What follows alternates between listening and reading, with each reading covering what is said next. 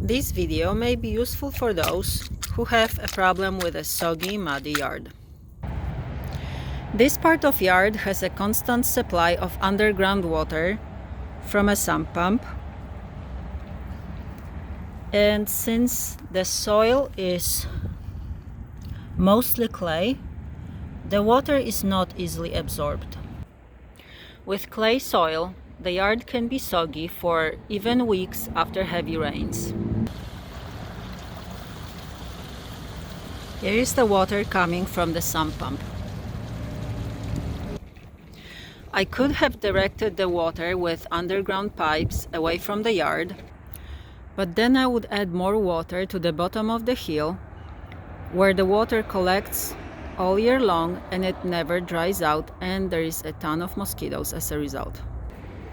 Instead, I dug out a little trench to direct the water along my vegetable bed, and that trench ends with 3 holes where the water is collected. The holes are great watering spots for wildlife. I see lots of wasps, for example, in the summer. They are also great to wash muddy hands or to wash pretty rocks found in the yard. I also use the water from the holes to water plants in the summer. Because some water still seeps through the trench, I built a path just below the trench, where it's most muddy, from reclaimed pavers. And I covered other wider paths with pine needles, which serve their purpose.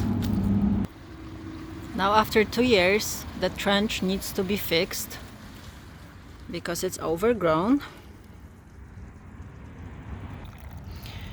and the holes need to be widened and deepened, but it just makes it more fun.